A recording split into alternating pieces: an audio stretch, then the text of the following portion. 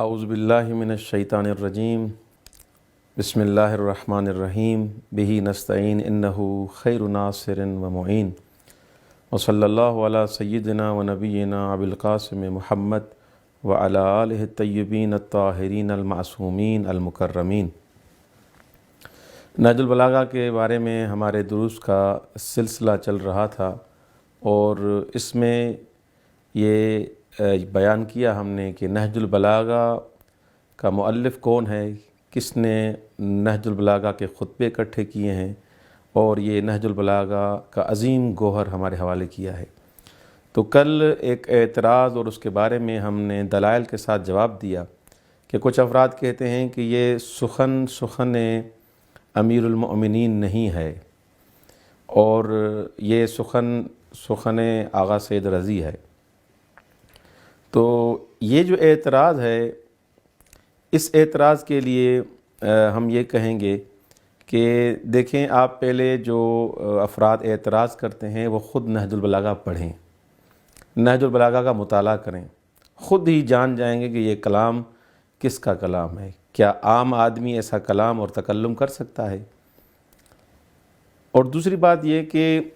جب بزرگان ہمارے، جب ان سے ہم پوچھتے ہیں، ان کے محضر میں جاتے ہیں کہ نہج البلاغہ آیا امیر المؤمنین علی ابن ابی طالب علیہ السلام کا کلام ہے یا آغا سید رضی کا کلام ہے، تو وہ بہتر انداز سے جواب دیتے ہیں۔ جیسے آغا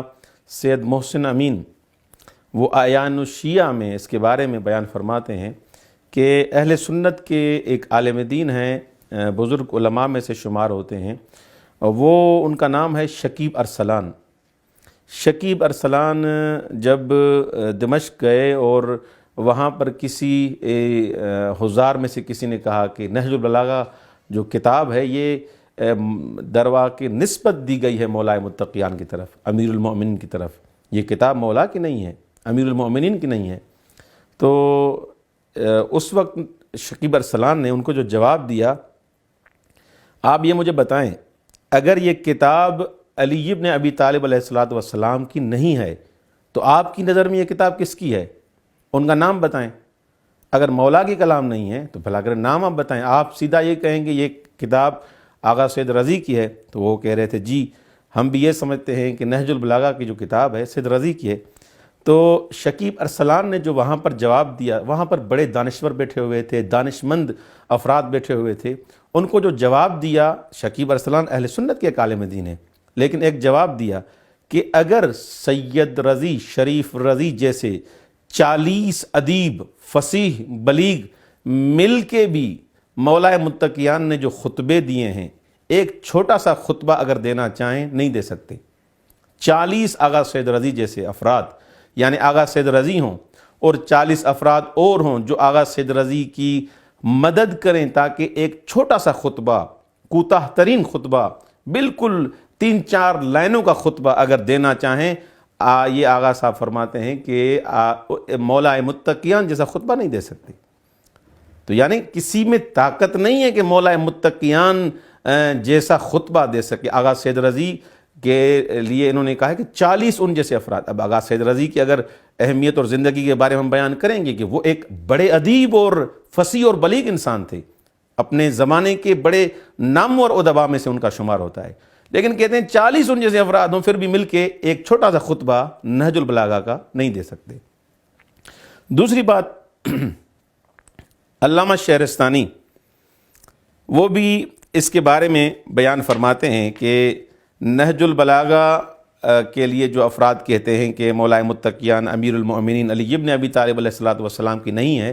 سید رضی نے نسبت دے دی ہے الیاذ باللہ مولا متقیان کی طرف، تو وہ بیان کرتے ہیں کہ دیکھیں آغا سید رضی، شریف رضی ایک متقی، پرہیزگار، پارسا انسان تھے،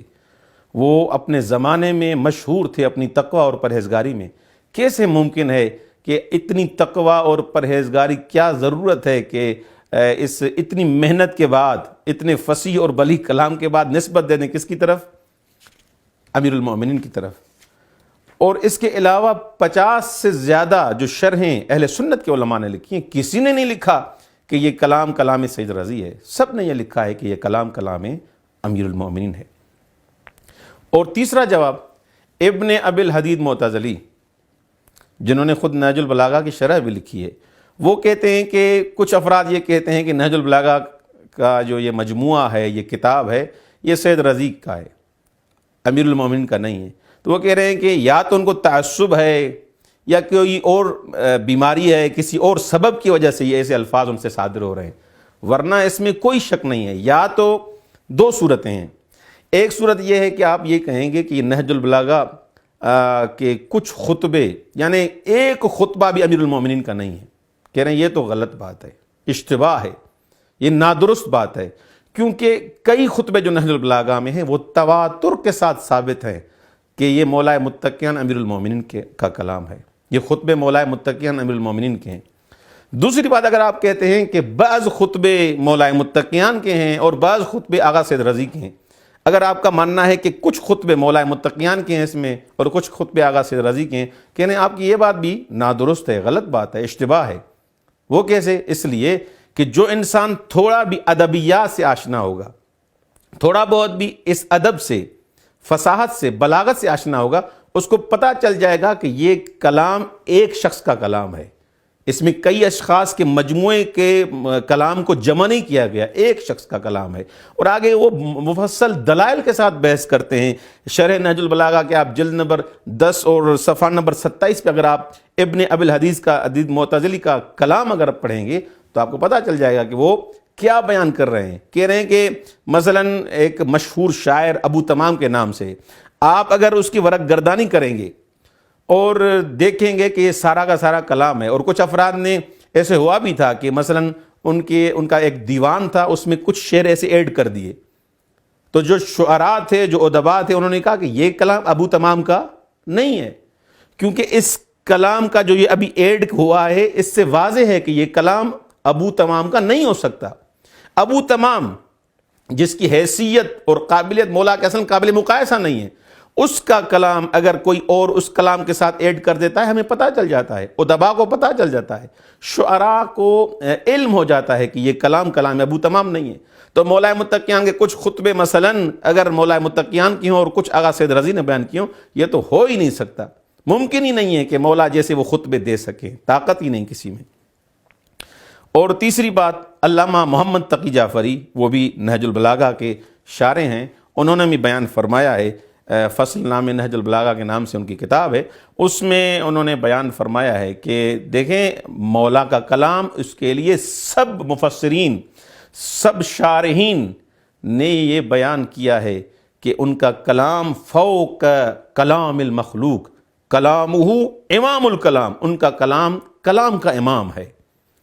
اور جب سب مفسرین، سب شارحین یہ بیان فرماتے ہیں کہ مولا کا کلام، امیر المؤمنین کا کلام امام الکلام ہے، اور عام بشر میں طاقت نہیں کہ ان جیسا کلام تکلم کر سکیں، بیان کر سکیں، تو آپ کیسے نسبت دے سکتے ہیں ایک عام انسان کی طرف کہ یہ کلام ان کا ہے؟